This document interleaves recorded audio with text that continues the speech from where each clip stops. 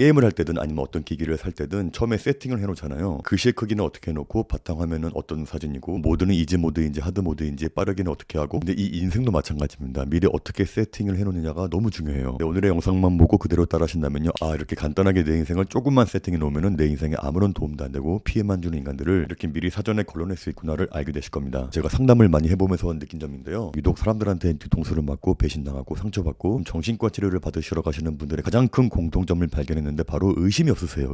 의심이 없고 경계심이 없는, 하나같이 예의 바르시고 무해하시고 정말 착하십니다. 여러분들도 공감하시겠지만요, 사람들은 어떤 무언가를 판단할 때 전부 자기의 기준에서 판단하거든요. 그래서 사기꾼들은 누군가를 볼 때 전부 사기꾼이라고 가정을 하고 그 사람을 대한대요. 왜냐하면 자기가 사기꾼이니까 모 눈에는 뭐만 보이는 거죠. 이렇게 사람들은 자기의 기준에서 사람들을 판단하는데, 그래서 천성이 선하시고 예의 바르시고 한마디로 기본이 되어 있는 분들은요 유유상종이라고 해서 또 주변에 그런 분들이 모이거든요. 자기랑 비슷한 성향들과 자연스럽게 어울리고 살다가 이제 사회라는 야생의 사회에 풀어지게 되면은 그때부터 이런 분들은 멘탈이 갈기갈기 찢겨지는 일들이 생깁니다. 이렇게 기본이 되어 있고 인성이 좋은 분들은 본능적으로 누구를 만나든 상대방도 당연히 어느 정도 기본이 되어 있는 분들이라고 생각해서 의심을 잘 안 해요. 그래서 오늘은 그런 불필요한 인간들을 사전에 예방하고 더 이상 다가오지 않게 하기 위한 인생 세팅법을 이야기해 보겠습니다. 그동안 제 영상을 보신 분들이나 책을 보신 분들은 다 아는 이야기일 텐데 너무 중요한 이야기라서 다시 한번 이야기하자면요, 이 쓰레기들은요 처음부터 먹잇감을 찾을 때 처음부터 무턱대고 막 들어오지 않아요. 때로는 웃는 가면을 쓰고 때로는 친절이라는 행동으로 경계심을 허물고 다가오다가 아 요놈은 내가 땅을 뺏어 먹어도 아무 탈도 없고 아무런 보복도 없을 것이다, 이런 판단이 서는 순간에 이제부터 슬슬 가면을 벗고 내 땅을 침범해 온다. 그런 인간을 사전에 미리 들어올 생각도 못하게 하는 가장 중요한 첫 번째 세팅은 이 명확한 거절입니다. 명확한 거절. 조금 더 자세히 말하자면요, 불필요한 설명을 하지 않고 처음부터 아니오라고 말하기인데요, 사실 마음이 약하시거나 심성이 착하신 분들에게는 쉽지 않은 일인데 이거는 학교에서든 친구 사이에서든 사회에서든 일상생활에서 가장 중요한 세팅입니다. 우리가 뭔가를 거절할 때 흔히 하는 가장 큰 실수는요, 이 거절의 이유를 구구절절 설명하는 거예요. 상대방은 그 이유를 듣는 순간에 거절을 수용하는 게 아니라 그 이유를 깨부수고 설득할 방법을 찾기 시작하거든요. 알기 쉽게 예를 들어볼게요. 만약에 친구가 이번 주말에 나 이사 가는데 좀 도와줄 수 있어? 라고 물어봤습니다. 근데 내가 만약에 아 미안해, 내가 요즘에 허리가 좀 안 좋고 주말에 밀린 집안일도 해야 하고 할 일이 있어서 좀 어려울 것 같아. 그러면 그때부터 친구는 더 세게 설득에 들어갑니다. 왜냐하면 자신 없게 이야기했고 명확하게 거절 안 했기 때문에 설득의 여지가 있다라고 판단해요. 허리 아프구나, 아이 무거운 건 다 내가 들게, 짐은 다 쌓아놓은 상태라서 너는 그냥 가벼운 짐만 좀 옮겨주면 돼, 2시간이면 끝나, 2시간, 아 제발. 그래서 마음 약한 친구는 그래 잠깐이면 끝나는 거지 라면서 도와주러 갔는데 가뜩이나 허리가 안 좋은 상태라서 제대로 도와주지도 못하고, 친구가 분명히 2시간이면 끝난다고 했는데 4시간이 되어도 끝날 기미가 안 보이고 저녁 시간 다 되어서 배고파 죽겠는데 이사 다 하고 나서 먹자고 음식도 안 시켜주고, 자 그래서 6시간 동안 도와주다가 너무 배고프고 힘들어서 이제 집에 간다니까 그 친구라는 놈이 한다는 말이, 야 이왕 도와주려면 끝까지 도와줘야지 중간에 그냥 가면 어떡하냐. 아 진짜 너 말고 딴 애 부르는 건데. 자 나의 이 행동으로 인해서 어떤 결과가 나왔나요? 내 사정, 허리가 아프고 집안일 있는 거, 내 사정이 상대방에 의해서 해결 가능한 문제로 격화되면서 결국 마지못해 끌려가게 되었고 애초에 약속했던 2시간이 끝나지도 않았고 내가 6시간 동안 밥도 못 먹고 도와줬는데도 일찍 간다고 불평까지 듣는, 나에게 있어서 엄청나게 불필요한 감정 소모전의 하루가 된 거죠. 고생은 고생대로 하고 내 일도 못하고 하고 얻은 것도 없고 좋은 소리까지 못 듣는. 그래서 항상 내 인생의 기본 세팅 값을 명확하게 거절하는 것을 해놔야 돼요. 형규야 이번 주말에 내 이사 도와줄 수 있어? 아 미안해 이번 주말엔 좀 어려워. 여기에서 미안하단 말도요 막 몸을 베베 꼬면서 어쩔 줄 몰라 하면서 미안해 하면 안 됩니다. 그냥 도움을 못 줘서 유감이다라는 느낌만 주면 돼요. 아, 왜 무슨 일 있어? 아 주말에 개인적인 일이 좀 있어. 아 못 도와줘서 아쉽네. 이사 잘하고 대신에 이사 끝나면 연락해. 내가 정리하는 건 도와줄 수 있어. 자, 이 행동의 결과는 도와주기 어렵다라는 그 사실 자체만 명확히 전달했기 때문에 그 상대방의 파고들 여지, 논점거리가 없습니다. 그러니까 주말에 뭐 하는데? 라는 질문이 들어와도요 이 개인적인 일이라고 단호한 벽을 치면요 그 상황은 그 자리에서 끝납니다. 그러면 그날에 본인이 하고 싶은 일 할 수 있고 불필요한 감정 소모전을 할 일도 없고요. 그리고 무작정 거절만 하는 게 아니라 단 이사가 끝나고 정리하는 건 내가 도와줄 수 있다라고 내가 할 수 있는 행동을 제시해 줬잖아요. 그러면 그 친구의 부탁을 거절해서 내가 그 친구랑 사이가 멀어지면 어떻게 하나요? 그때부터 저를 피하면 어떡할까? 라고 물어본다면 제 생각에는요 고작 이사하는 건 못 도와줬다고 해서 날 피할 친구라면요 이것은 조상신이 나를 도와준 거라고 생각하고 깔끔하게 걸으면 됩니다. 그건 오히려 내가 기분 나빠야 할 일인 거죠. 아 내가 고작 누군가에게 이사를 못 도와줬다고 손절당하는 존재밖에 안 되었구나. 이딴 애를 친구라고 생각한 내가 얼마나 바보였던 건가 라고 깨달을 수 있는 거죠. 노자가 이런 말을 한 적이 있었어요. 말이 많으면 자주 궁지에 몰리니 마음속에 중심을 지키는 것만 못하다. 그러니까 내가 거절하면서 말을 많이 보탤수록 결국 내 미천이 드러나고 논리 허점이 생겨서 궁지에 몰리게 됩니다. 상대방의 요구에 흔들리지 않고 내 중심을 딱 지킨 채, 그러니까 나에게 딱 필요한 한마디 아니요만 외치는 것이 나를 지키는 가장 강력한 방어 기제라는 거 기억하시면 좋겠고요. 근데 만약에 내가 주말에 별일이 없고 몸도 괜찮아서 충분히 도와줄 수 있는 상황이면 그땐 도와줘도 되죠. 제가 말하는 건 내가 도와줄 상황이 아니고 그럴 에너지가 없는 상황인데 억지로 상대방의 입장을 맞춰주기 위해서 수락하지 말란 뜻이었고요. 제가 어렸을 때부터 서비스업을 할 때도 진상들을 사전에 처단하는 가장 좋은 방법은 바로 단호함이었어요. 마트에서 만약에 손님이 영수증도 없는 고기가 맛이 없다고 환불해달라고 땡깡 부릴 때 손님 왜 그러세요? 일단은 영수증이 없으면 환불이 어렵고요. 그리고 맛이 없어서도 그렇게 뜯어서 드셨으면은 환불이 어렵고 이렇게 설명하잖아요. 그럼 100명에 99명은 더 지랄해요. 어이 이거 맛이 없거든 환불해줘. 그러셨어요? 그럼 영수증 부탁드립니다. 영수증 없는데? 그냥 해줘. 나 알잖아 누군지.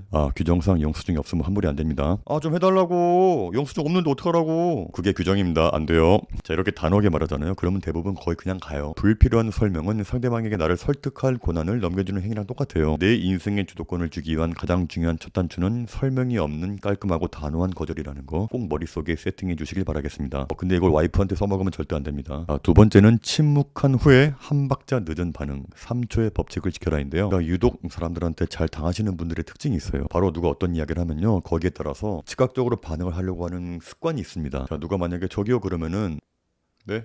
네 무슨 일이시죠? 이렇게 하면 되는데 누가 저기요 그러면 네네 이러면서 몸부터 앞서는 분들이 계신데 그리고 누가 이것 좀 해달라 그러면은 반자동적으로 예예 하면서 일단 하려고 하는 분들 내가 어떤 사람의 부탁이나 지시나 명령을 들어줄 이유가 없고 해줄 의무도 없고 즉각적으로 반응해줄 필요가 없는 사람인데도 유난히 사람이 좋고 항상 도와줄 준비가 되어 있는 분들일수록 이렇게 즉각적으로 반응해 주시는 분들이 많아요. 자 알기 쉽게 예를 들어볼게요. 고속도로 휴게소에서 봤던 일인데 휴게소 바깥에 경치가 좋은 곳이 있고 거기에 사진을 찍을 수 있도록 액자 프레임을 만들어 놓은 곳이 있어요. 전 딸이랑 핫바 먹으면서 경치 구경하고 있었는데 근데 한 가족이 사진을 찍으려고 하는데 누구한테 사진 찍어달라고 부탁하려고 두리번거리고 있더라고요. 근데 거기에 아빠라는 사람이 좀 예의가 없는 사람이었어요. 그러니까 사진 찍으려고 기다리는 사람도 아닌 좀 멀리서 아이들을 보고 있는 어떤 엄마한테 갑자기 저기 아줌마 이렇게 불러. 근데 그분이 못 듣고 계속 아이들하고 뭐 이야기하고 있는데 더 큰 목소리로 어이 저기요 아줌마 하니까 그분이 고개 돌리면서 네? 저요? 아줌마 여기 와서 사진 좀 찍어줘봐요 하는데 아니 보통 사진을 부탁할 때는 일단 상식적으로 정중하게 다가가서 정말 죄송한데 사진 좀 찍어주시겠어요? 라고 조심스럽게 요청하는 게 정상이잖아요. 근데 그 아저씨는 다짜고짜 그냥 눈에 보이는 어떤 사람을 지목해서 부탁하는 것도 아니고 여기 와서 찍어달라는 식으로 굉장히 무례하게 몰상식하게 무리한 근데 더 안타까웠던 건 그 어머님이었어요. 갑자기 그렇게 누가 사진 찍어달라고 하면은 근데 그 어머님은 이걸 해줄 의무도 없고 이유도 없거든요. 근데 그분이 너무 착하고 친절한 분이었어.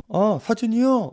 네네 하면서 그때 애들을 막 뭐 먹이고 있었는데 이걸 빨리 내려놓고 허겁지겁 가서 사진을 찍어주려고 하더라고요. 근데 그 아저씨는 고맙다는 말도 안 해. 자 예쁘게 잘 좀 한번 찍어봐요. 막 이렇게 행동하는데 이걸 옆에서 보는 내가 더 열받는 거야. 진짜 부부는 유유상종이라는 게 사진 찍고 나서도 그 아저씨의 아내 되는 사람은 아줌마 잘 찍었어요? 이러면서 고맙다는 말도 안 하고 핸드폰을 가져가는데 그 사진 찍어준 어머님은 계속 예 이러면서 멋쩍은 웃음만 지으면서 근데 더 가관인 건요. 그 사람들이 핸드폰에 찍은 사진을 보더니 마음에 안 들었나 봐. 그 찍어주신 분 다들 얘기 사진이 이게 뭐야 각도가 다시 찍어야겠다 뭐 이렇게 말하고 있는 거야. 다들 이게 아니 뭐 저딴 인간들이 다 있냐. 심지어 7살 제 딸도 그 장면을 보면서 아빠 저 사람들 왜 저래? 라고 물어볼 정도였어요. 자 그래서 제가 시아야 살다 보면은 저렇게 몰상식한 인간들을 가끔 만날 때가 있어. 자 만약에 누가 저렇게 시아한테 무턱대고 예의 없게 막 부탁하면은 절대 해주지 마 알았지? 그런 이야기를 해준 적이 있습니다. 이렇게 몰상식한 인간들은요 누구한테 어떤 무리한 요구했을 때 그 사람이 즉각적으로 반응해줬을 때 이 사람은 내 페이스에 말려들었구나 라면서 그때부터 더 페이스를 잡아가려고 합니다. 그래서 제가 그동안 영상에서도 자주 언급했던 3초의 침묵을 잘 활용하세요. 누가 어떤 무리한 요구를 했거나 이건 좀 아닌데 싶은 이야기를 했을 때 아무 표정 없이 가만히 상대를 3초만 바라보세요.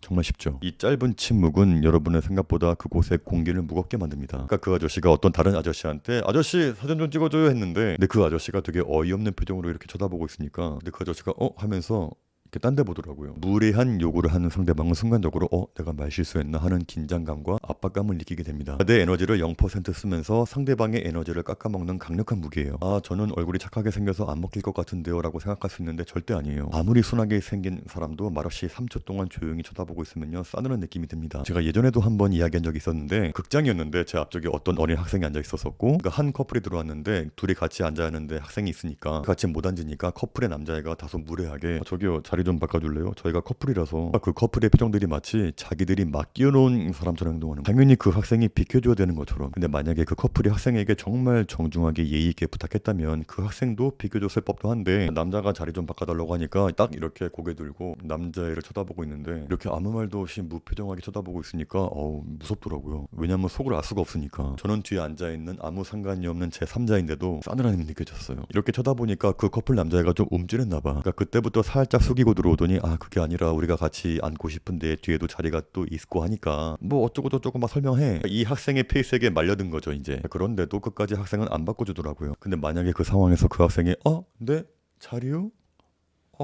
저는 이 자리가 좋은데, 그런 식으로 즉각적으로 반응하고 뭔가 어쩔 줄 몰라 하는 반응을 보였다면요, 아마 내 생각으로는 그 커플 남자애는 더 세게 나갔을 거예요. 근데 그 학생은 화를 냈다거나 감정을 표출하지 않았는데도 그저 가만히 쳐다만 보는 그 에너지 소모가 1도 없는 행동을 통해서 무리한 요구를 하는 상대방이 혼자 무안해지고 긴장하게 만드는 겁니다. 자, 이러한 침묵은요, 강력한 비언어적인 메시지를 주는 거예요. 그 커뮤니케이션의 법칙에도 나와 있는 건데, 이 비언어적인 요소가 언어적인 요소보다 훨씬 강력하거든요. 그저 가만히 쳐다만 봤음에도 이 부탁은 무리한 것이다, 이런 메시지를 던졌기 때문에 상대방은 감히 때를 쓰거나 재차 설득하기가 굉장히 어려워집니다. 이렇게 누군가의 무리한 요구에 즉각적으로 반응하지 않고 가만히 침묵하면서 한 박자 늦은 반응만 보여준다는 걸 기본 세팅 값으로만 설정해둬도요, 훨씬 더 여러분의 인생을 스스로 지킬 수 있을 겁니다. 동양고전 노자의 대음희성이란 말이 있는데요, 그러니까 구구절절한 호통보다 무거운 침묵이 상대방에게 더 큰 위압감을 준다는 의미인데요, 이건 몇천 년부터 쭉 이어져 오는 강력한 효과가 있는 방법이니까 감독님들도 이것들을 적절하게 사용하신다면 정말 강력한 무기가 될 거예요.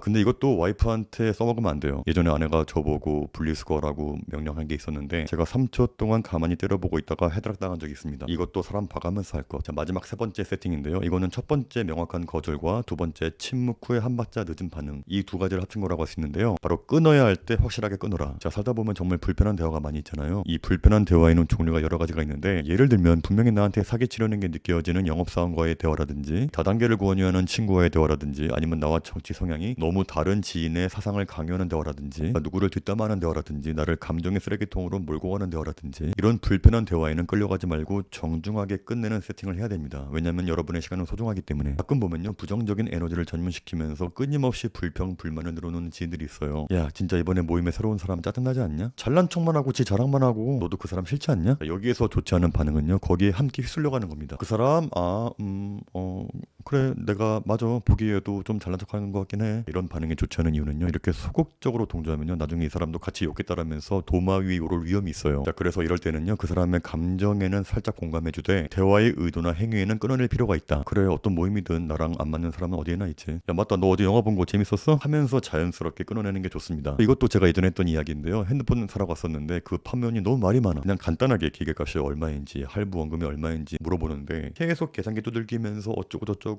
지금 이요금제로 하면은 몇 %가 할인되고. 아니, 그러니까 기계 원금이 얼마냐고요. 하니까 또 제 말 좀 들어보세요, 이 기계값이 중요한 게 아니라 제가 지금 할인하는 걸 설명드리는 거잖아요 하면서 계속 떠들길래 제가 끊고 나온 적이 있었는데, 마음 약하신 분들은 누가 막 설명하면은 미안해서라도 그 에너지에 휩쓸려서 그냥 계속 하다가 덜컥 불합리한 조건으로 계약하고 나온다니까요. 그래서 사전에 잘라버려야 돼. 또 인테리어 할 때도 분명히 업자하고 약속된 부분과 금액이 있었는데, 근데 업자가 보기에 고객이 좀 유해 보이고 기가 약해 보이면요, 인테리어에 대해서 모르는 걸 이용해서 어려운 용어만 써가면서 이거 이렇게 돼서 추가 금액이 얼마 나와야 될 것 같고, 이런 식으로 사기치는 놈들이 있는데, 자, 이럴 때는 단호하게 끊어버리고 이야기해야 돼요. 됐고요, 저는 그쪽이랑 계약할 때 분명히 이 금액으로 한 게 있었는데 지금 그쪽에서 착오가 생겨서 그런 거잖아요. 전 추가 금액 못 줘요. 하기 싫으면 그냥 나가세요. 저 딴 업체 부를 테니까. 이렇게 약속된 게 있었는데도 불구하고 고객의 잘못도 아니고 지들이 실수하는 바람에 일이 늘어져서 추가 금액이 발생하는 걸 주인 보고 내라는 양심 없는 놈들이 있는데, 업자가 이렇게 나오는 이유는 지금까지 인테리어 다 했는데 지가 뭐 어쩌겠어, 이제 와서 철수시키면 골치 아플 텐데. 자, 그래서 그럴 때는 가차없이 끊어내야 돼요. 자, 인테리어 이야기가 나온 김에 조금만 더 TMI로 설명드릴게요. 이 목수 출신으로서 진짜 돈이 더 들 수밖에 없는 정당한 경우와 업자가 일부러 돈 더 뜯어내기 위해서 수작 부리는 경우를 알기 쉽게 딱 정리해드릴게요. 근데 일단 진짜로 예기치 못하게 추가 요금이 발생하는 경우가 있어요. 바로 현장의 변수인데요, 멀쩡해 보였던 벽지를 뜯어봤더니 벽면 전체에 썩은 곰팡이가 있어서 목공 단열 작업을 해야 하는 경우나, 그 아래 타일을 까보니까 아래 배관이 삭아서 물이 새고 있는 경우도 있고, 이 건물 속의 구조라는 게 뜯기 전까지 나머지는 신도 알 수 없는 경우가 있어요. 이걸 그냥 덮어버리면 나중에 더 큰 하자가 생기기 때문에 무조건 공사를 추가해야 되는 경우가 있는데 정상적인 업자라면 이런 경우에 자세하게 설명해 주겠죠. 또 하나는 바로 고객의 배심이죠. 원래는 평범한 가벽의 문을 만드는 거였는데 갑자기 마음이 변해서 사장님 저 이쪽은 그냥 네모난 구조 말고 라운드형으로 하고 싶어요 라고 마음을 바꿨어요. 그러면 그 자재를 다루는 기술자의 인건비나 공정, 밑작업 등이 달라지기 때문에 비용이 추가될 수밖에 없죠. 인테리어는 기술자의 시간과 인건비가 곧 돈이기 때문에 처음에 계약이 없었던 일거리가 늘어나면 당연히 비용도 늘어나죠. 이런 경우들이 아니면요 고객이 추가 비용을 낼 이유가 없습니다. 계약서 견적 그대로 가는 게 맞아요. 또 반면에 순진한 고객을 호구로 보고 돈 뜯어내려는 경우는 어떤 경우가 있냐면요 진짜 양아치 같은 수법인데 계약을 따내려고 처음엔 다른 업체보다 싼 가격을 불러요. 그리고 일단 공사를 시작해서 집을 다 철거해 놓고 나서 소비자가 도망 못 가게 인지 잡는 거죠. 여기 보강공사 안 하면은 집이 무너질 것 같아요. 300만 원 추가할게요 보강공사. 이렇게 이야기하면서 돈을 뜯어내는 경우가 있어요. 이렇게 당연히 포함되어야 할 공정을 옵션으로 둔갑시키는 경우가 있는데 화장실에 타일 공사를 계약해 놓고 공사 당일에 사장님 여기 타일 붙이려면요 본드랑 시멘트 들어가는데 이 자재비 요금 따로 추가할게요 라고 이야기하는 경우인데 타일을 붙일 때 부자재가 들어가는 건 당연한 상식이거든요. 마치 이건 식당에서 삼겹살 시켰더니 이 불판 값이랑 가스비 따로 받는 거랑 똑같은 짓거리인 거죠. 가장 많이 쓰는 수법인데요. 업자가 치수 잘못해서 자재가 모자라거나 무리하게 일정 잡는 바람에 야간 수당을 주면서 사람을 썼을 때 현장 상황이 열악해서 자재비가 더 들었다, 인건비가 더 나왔다 라면서 소비자에게 돈을 요구하는 경우가 있습니다. 이렇게 나올 때 고객은 잘 모르니까 하면서 또 나도 모르게 끌려가서 돈을 더 내는 경우가 많이 생겨요. 그래서 항상 잘 파악을 하고 있어야 돼요. 이게 업자의 부주의로 인한 손해인지 아닌지. 업자의 잘못은 업자가 메워야 되는 게 맞는 거예요. 그래서 계약하실 때 계약서에 소비자의 서면 동의나 요청이 없는 일방적인 공사 변경 및 추가 금액 청구는 인정하지 않는다는 문구를 반드시 넣으세요. 그래야지 나중에 딴소리 안 합니다. 잠깐 말이 세웠는데요. 정리하자면 확실하게 끊고 싶으면요 여기까지라는 단어를 쓰세요. 이 대화의 한계를 설정하는 가장 직관적인 단어입니다. 추가 요금 이야기는 여기까지 하시죠. 그리고 마침표를 확실하게 찍을 것. 추가 요금은 어렵지 않을까 싶은데 왜냐면 저희 잘못도 아니고 이렇게 말끝을 흐리면요 여지가 남아요. 저는 추가 요금 못 내겠습니다로 문장을 맺어야 됩니다. 정리하겠습니다. 에너지 낭비 없이 간단하게 나를 지킬 수 있는 세팅 방법들. 첫 번째 명확한 거절, 두 번째 침묵 후에 한 박자 늦은 반응, 세 번째 끊을 때 확실하게 끊을 것.